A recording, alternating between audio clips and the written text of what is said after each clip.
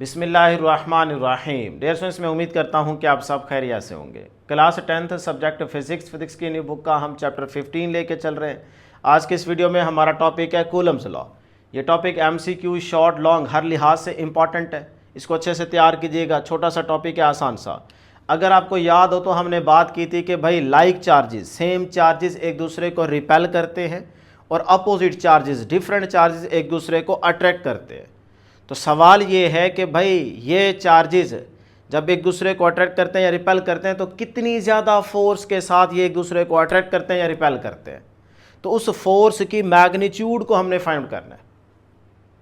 तो basically Coulomb's law के अंदर हम उस फोर्स की क्वांटिटेटिव नेचर को डिस्कस करने जा रहे हैं कि पता तो चले कि ये चार्जेस एक दूसरे को जो अट्रैक्ट कर रहे हैं, रिपेल कर रहे हैं, कितनी ज़्यादा फोर्स के साथ एक दूसरे को अट्रैक्ट करते हैं या रिपेल करते हैं। तो उस फोर्स का फार्मूला हम फाइंड करने जा रहे हैं।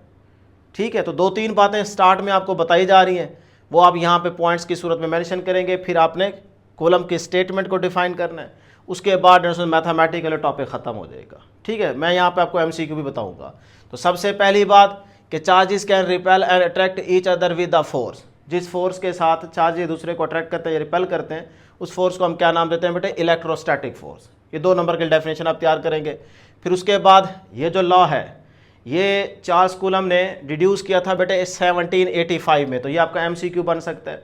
अगर 1785 की बजाय 84 आ जाए तो वो वाली ऑप्शन भी आप सेलेक्ट कर सकते हैं। ठीक है, कुछ बुक्स के अंदर 1784 है और कुछ के अंदर 1785 बताया जा रहा है, तो कोई मसला नहीं है, ये दोनों ठीक है। उसके बाद डियर स्टूडेंट्स याद रखिएगा, हम फोर्स की कौन सी नेचर डिस्कस करने जा रहे हैं? क्वांटिटेटिव नेचर को डिस्कस करने जा रहे हैं। 4 बातें हो गई। 5वीं बात इसके अंदर याद रखेंगे, ये जो कूलम लॉ है ये आपके पास क्या है बेटे? एक्सपेरिमेंटल लॉ, या इसको आप इंपीरिकल लॉ भी कह सकते हैं। इंपीरिकल लॉ का मतलब यही है कि जिसके पीछे थ्योरी ना हो, और एक्सपेरिमेंटल में भी पीछे थ्योरी नहीं होगी, डायरेक्ट इसको जो है ना यूज़ किया जा रहा है या परफॉर्म किया गया है। ठीक है, तो डायरेक्ट ही कूलम ने टॉर्शन बैलेंस डिवाइस को यूज़ करके चार्जेस के बिटवीन फोर्स का पता लगाया था और उसका एक फार्मूला दिया। वो फार्मूला हम यहाँ पे डिस्कस करेंगे। तो ये भी आपसे पूछा जा सकता है कि भाई वो उस डिवाइस का क्या नाम है जो कूलम ने यूज़ की थी फोर्स को फाइंड करने के लिए चार्जेस के बिटवीन। तो आप याद रखेंगे बेटे टॉर्शन बैलेंस। कौन सी डिवाइस? इसका नाम याद रखिएगा, टॉर्शन बैलेंस। ठीक है, चलें, ये 4-5 बातें आपने यहाँ पे याद रख ली, MCQ के पॉइंट ऑफ व्यू से इंपॉर्टेंट है। अब आ जाए कूलम की स्टेटमेंट। ये बड़ी इंपॉर्टेंट है, शॉर्ट में 2 नंबर के लिए आ सकती है और लॉन्ग में आएगी तब भी आप यही स्टेटमेंट लिखेंगे और इसी से मैथमेटिकली बन जाएगा। बहुत आसान सा टॉपिक है। जब आप बड़ी क्लास में आएंगे ना, क्लास 12th के अंदर, तब डियर स्टूडेंट्स ये आपको बहुत डिटेल में पढ़ाया जाएगा। अब तो मेरा ख्याल है न्यू सिलेबस के फर्स्ट ईयर में भी आ गया, लेकिन अभी आपकी बुक की हद तक जितना आपको यहाँ पे बताएंगे बस वही आप तैयार करेंगे। स्टेटमेंट जरा गौर से समझिएगा। कहता है the magnitude of the electrostatic force between 2 point charges is directly proportional to the product of the magnitude of the charges। यहाँ तक ये एक स्टेटमेंट है कि भी चार्जेस के बिटवीन जो लगने वाली फोर्स है ना, उसकी जो मैग्नीट्यूड होगी वो डायरेक्टली प्रोपोर्शनल होगी प्रोडक्ट ऑफ द चार्जेस या magnitude of the product of 2 charges के 2 चार्जेस की मैग्नीट्यूड के प्रोडक्ट के डायरेक्टली प्रोपोर्शनल होगी चार्जेस के बिटवीन लगने वाली फोर्स की मैग्नीट्यूड। सही है, ये पहली बात है। इसी को बेटे हम यहाँ पे मैथमेटिकली लिख लेते हैं पहले कि भाई जो फोर्स होगी वो कहता है ये डायरेक्टली प्रोपोर्शनल होगी बेटे किसके? Product of the 2 charges. तो हमारे पास 2 चार्जेस हैं, Q1 दूसरा Q2। तो डायग्राम से देखें, ये हमारे पास Q1 है पॉइंट चार्ज और ये हमारे पास Q2 पॉइंट चार्ज है। अब ये 2 चार्जेस आ गए। अब दोनों चार्जेस क्या हैं बेटे? सेम, यानी कि इसको भी हम प्लस मान लेते हैं, इसको भी प्लस मान लेते हैं। अब सेम चार्जेस एक दूसरे को क्या करते हैं? रिपेल। तो ये वाला चार्ज इस पे फोर्स एक्सर्ट करेगा और ये वाला चार्ज इस पे फोर्स एक्सर्ट करेगा, तो एक दूसरे को ये क्या करेंगे? रिपेल करेंगे। तो ये इन चार्जेस के बिटवीन लगने वाली जो फोर्स होगी वो फोर्स वो कहता है डायरेक्टली प्रोपोर्शनल होगी प्रोडक्ट ऑफ द 2 चार्जेस। ये पहली इक्वेशन आपके पास बन गई। ठीक है, और इन 2 चार्जेस के बिटवीन जो सेपरेशन होगी या डिस्टेंस होगा उसे हम R से शो करेंगे। क्लियर है? तो दोनों चार्जेस के बिटवीन डिस्टेंस क्या है बेटे? R है। क्लियर होगी ये बात? जो डिस्टेंस लेना है ना वो चार्जेस के सेंटर से लेना है, सेंटर से। ये बात ध्यान में रखनी है। बच्चे यूं बना लेते हैं कि भाई ये डिस्टेंस आ गया R। नहीं, ये गलत है बेटे। आपने हमेशा चार्जेस के सेंटर से लेना है। क्लियर होगी ये पहली बात। चलें अब दूसरी बात, अभी बताता हूँ पॉइंट चार्ज से क्या मुराद है।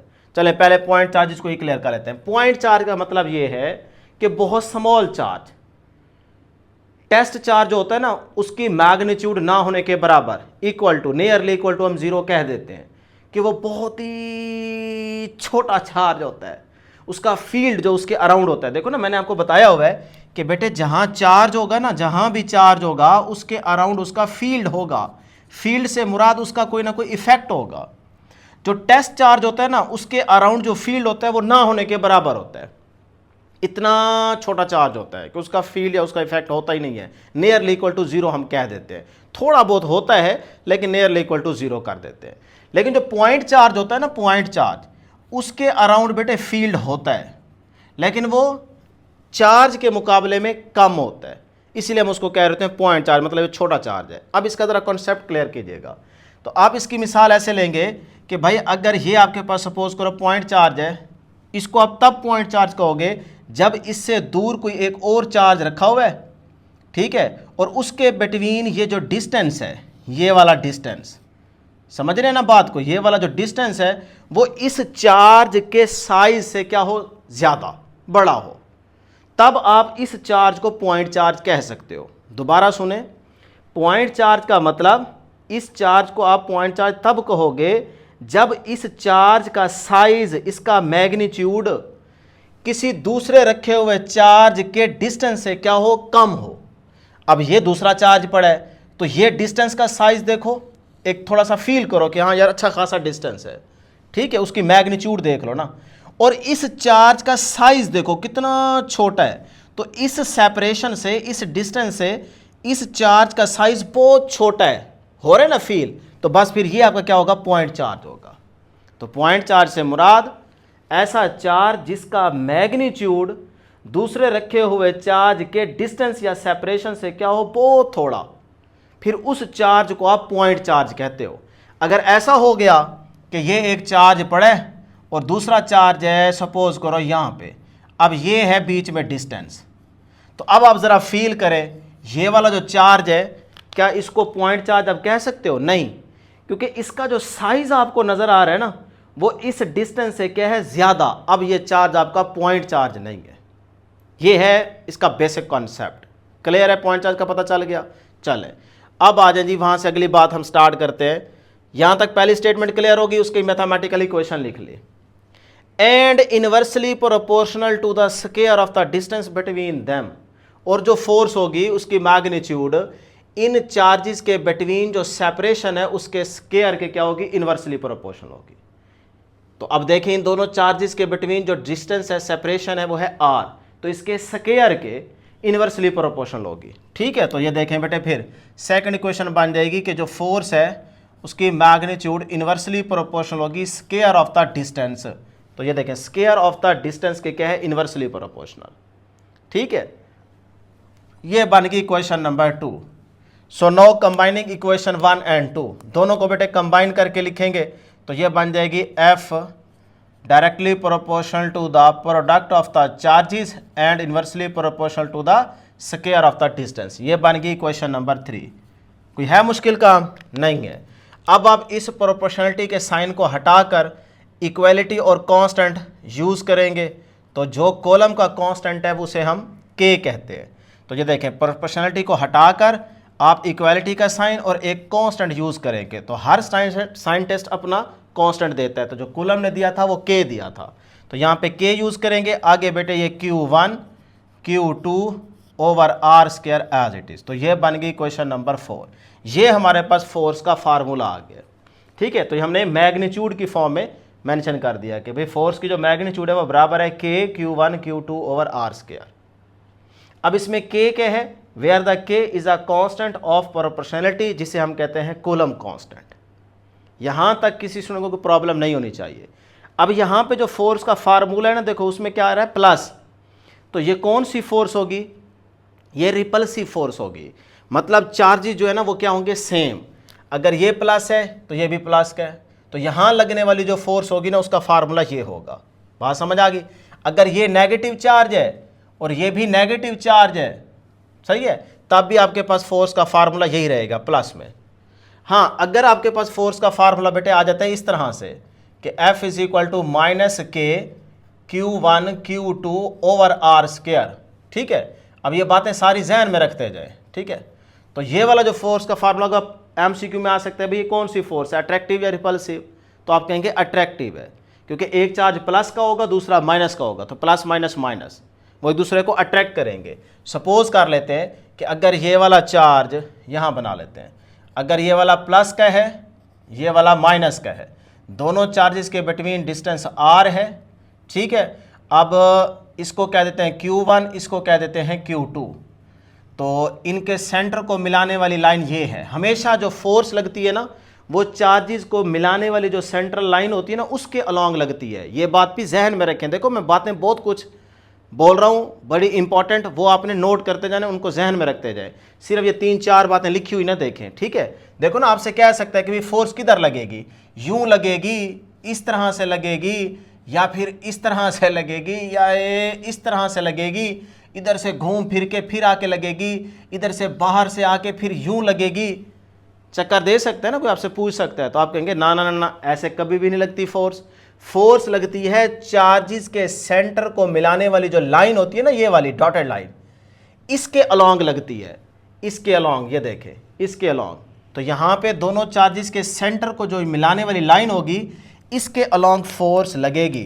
तो दोनों अपोजिट हैं, तो ये वाली फोर्स लगेगी इधर, मतलब ये वाला चार्ज इसको अट्रैक्ट करेगा, फोर्स लगा के खींचेगा, और ये वाला चार्ज इसको अपनी तरफ खींचेगा। तो इस तरह से फोर्स ऑफ अट्रैक्शन होगी। बात समझ रहे हैं? अब इसी कूलम फोर्स को हम सेंट्रल फोर्स भी कहते हैं। ये एमसीक्यू के लिए नोट कर ले। सेंट्रल फोर्स क्यों कहते हैं? क्योंकि इन चार्जेस को मिलाने वाली, इनके सेंटर को मिलाने वाली जो लाइन होती है उस लाइन के अलॉन्ग फोर्स लगती है, तो वो क्या है, सेंट्रल लाइन। तो इसीलिए कूलम फोर्स को सेंट्रल फोर्स भी कहा जाता है, ये उसका दूसरा नाम है। याद होगी ये बात? चलें, अब यहां से जो फार्मूला बनाओगे वो बेटे क्या होगा, F इज इक्वल टू, देखो plus minus minus K Q1 Q2 over are square. तो इस तरह से फोर्स ऑफ अट्रैक्शन भी आ जाएगी, ठीक है। बहरहाल हम मैग्नीट्यूड को डिस्कस कर रहे होते हैं, तो इसीलिए बस बुक के अकॉर्डिंग ये फार्मूला याद कर लो, बहुत है। अब आ जाए जी, इस के की वैल्यू क्या होगी, तो ये एमसीक्यू में आ सकता है। के क्या है बेटे, कूलम कांस्टेंट। अब इस के का ना एक फार्मूला पहले याद रखो, बुक में नहीं गिवन लेकिन आपको याद रखना है। वो है जी के का 1/4 pi epsilon not. Epsilon not इसमें क्या है, परमिटिविटी ऑफ फ्री स्पेस। बड़ी क्लास के अंदर आप जाके डिस्कस करेंगे इसको डिटेल में, ठीक है। अभी आपकी बुक के अंदर डिस्कस नहीं किया जा रहा है, इसलिए आप सिर्फ फार्मूले को याद रखने की हद तक इसको याद रख लें। ये क्या है, परमिटिविटी ऑफ फ्री स्पेस। ये है के का फार्मूला। आपकी बुक ने इसकी डायरेक्ट वैल्यू दे रखी है 9 × 10⁻⁹, और साथ में यूनिट आ जाएगा न्यूटन मीटर स्क्वायर पर कूलम स्क्वायर, ये वाला, ठीक है। तो आप ये वैल्यू एमसीक्यू के लिए याद रखेंगे। लेकिन ये वैल्यू आती कैसे है, कुछ बच्चे ये शायद सोच रहे हो कि यार बस इसको रट्टा लगाना, ये वैल्यू कैसे आती है। फिर आप ये फार्मूला याद रखेंगे कि के का फार्मूला होता है 1/4 pi epsilon not. 4 constant, pi constant, epsilon not क्या है, परमिटिविटी ऑफ फ्री स्पेस। अब इसकी जो वैल्यू होती है वो होती है बेटे 8.85 × 10⁻⁻², ठीक है। यूनिट निकालना चाहें तो वो इसका क्या हो जाएगा, उलट हो जाएगा, सही है। अब ये वैल्यू आप यहां पुट करें, पाई की वैल्यू 3.14 पुट करें, 4 साथ मल्टीप्लाई हो रहा है, तो 1/4 पाई की जगह 3.14, एप्सिलॉन नॉट की जगह ये वाली वैल्यू कैलकुलेटर में पुट करें, आपका आंसर यही आएगा, सही है। तो आप इस तरह से डायरेक्ट वैल्यू भी याद रखेंगे, फार्मूले का भी पता होना चाहिए। कोई भी आपसे पूछ सकते हैं कि ये वैल्यू कहाँ से आई है, तो आप कह सकते हैं कि भाई यहाँ पे ये वाली वैल्यू पुट करके कैलकुलेटर पे देख लो, यही आंसर आएगा। तो इस तरह से के बारे में आपने इंफॉर्मेशन याद रखनी है। अब आ जाए लास्ट पॉइंट, डिपेंडेंस ऑफ के। बुक ने हेडिंग नहीं दी, लेकिन थ्योरी का जो पैराग्राफ है ना वहाँ पे थोड़ा सा आपको बताया जा रहा है। मैं आसान करके आपको पॉइंट्स बनवा देता हूँ यहाँ पे। तो वो बेटे ये आपने याद रखना है कि ये जो के है ना, के ये दो चीज़ों पे डिपेंड करेगा। एक बेटे मीडियम पे, अभी देखो एप्सिलॉन नॉट आया हुआ है, इसका मतलब चार्जेस के बिटवीन कुछ नहीं है, नॉट से मुराद नथिंग। चार्जेस के बिटवीन कोई चीज़ हमने रखी है यहाँ पे, कोई इस तरह का कोई मटेरियल या मीडियम कोई चीज़ प्लेस की है, नहीं ना।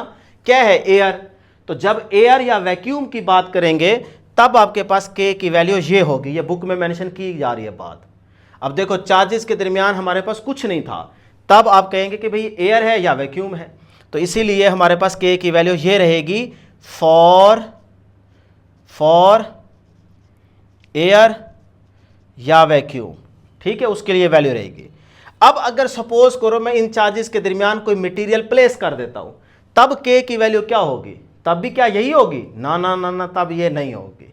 तो इसका मतलब के डिपेंड करता है चार्जेस के बिटवीन मीडियम पे, कि चार्जेस के दरमियान कौन सा मीडियम रखा गया है, उस पे के की वैल्यू डिपेंड कर रही होती है। अगर वो आप चेंज करते जाएंगे मीडियम, तो फिर के की वैल्यू भी डिफरेंट होती जाएगी।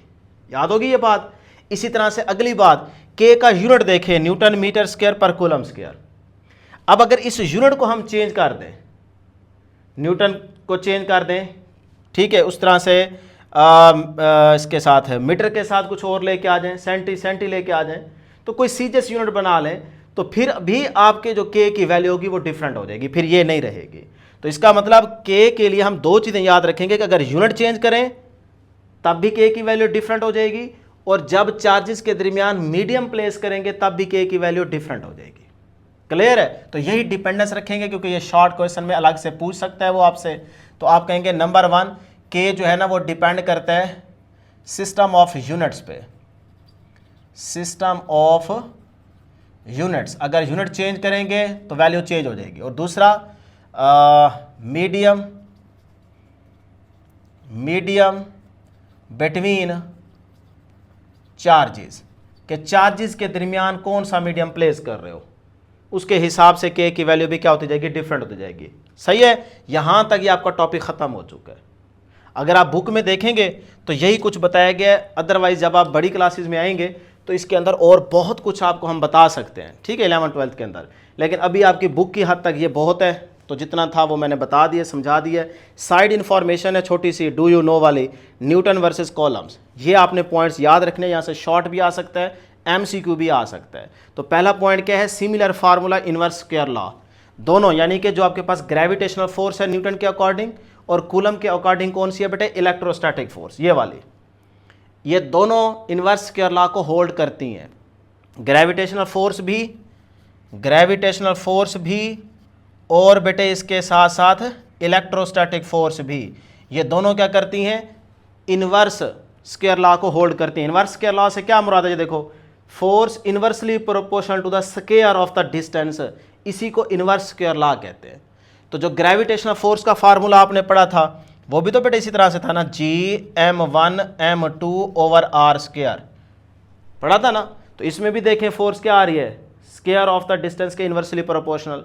और कूलम फोर्स के अंदर जिसको हम इलेक्ट्रिक फोर्स कहते हैं वो भी क्या आ रही है, F inversely proportional to the square of the distance. तो ये दोनों फोर्सेस जो है ये इनवर्स स्क्वायर लॉ को होल्ड करती हैं। ये पहला पॉइंट आगे याद रखिएगा। उसके बाद दूसरा, gravitational forces are only attractive. आपने 9th क्लास में पढ़ी थी ना ग्रेविटेशनल फोर्स, तो वो क्या करती है, सिर्फ और सिर्फ अट्रैक्ट करती है, ठीक है, वो रिपेल नहीं कर सकती। सिर्फ ग्रेविटेशनल फोर्स क्या करती है बेटे, अट्रैक्ट, जबकि जो कूलम फोर्स है ये अट्रैक्ट भी करती है और रिपेल भी करती है। तो यहाँ पे आपने अट्रैक्शन भी देखी, रिपल्जन भी देखी, बात समझ रहे हैं ना। तो इस तरह से दूसरा पॉइंट याद रखेंगे।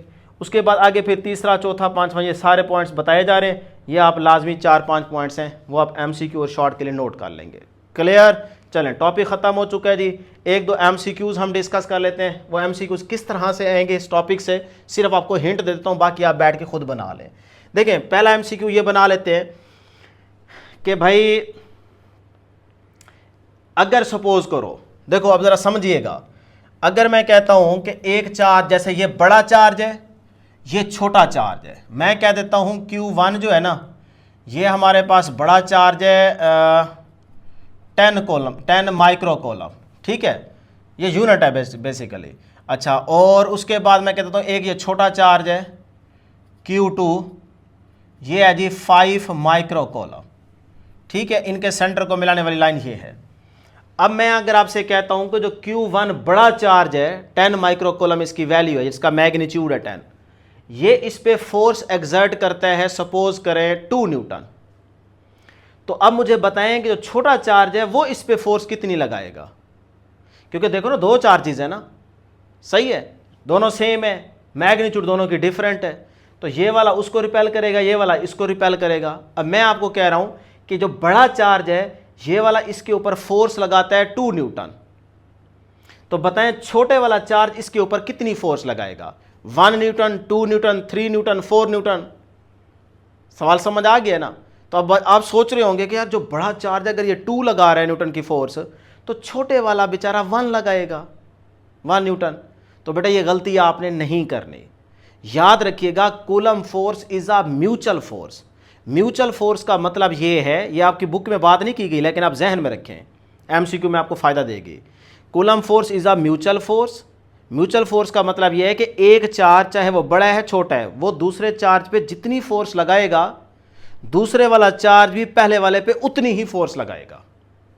अगर ये वाला बड़ा चार्ज है देखने में, ये सिर्फ आपको थोड़ा कंफ्यूज किया जा रहा है कि भाई बड़ा है तो ज़्यादा फोर्स लगा रहा है, छोटा तो थोड़ी फोर्स लगाएगा। ना ना ना ना, बड़ा बेशक जितना मर्जी हो, अगर ये 2 न्यूटन की फोर्स इस पे एग्जर्ट कर रहा है तो छोटे वाला भी इसके ऊपर 2 न्यूटन की ही फोर्स एग्जर्ट करेगा। ये है म्यूचुअल फोर्स का मतलब। तो coulomb force is a mutual force. तो चार्ज के मैग्नीट्यूड को देख के आपने टेंशन बिल्कुल नहीं लेनी, आपने अपने कॉन्सेप्ट वाली बात ध्यान में रखनी है। अब आ जाए अगली बात करते हैं।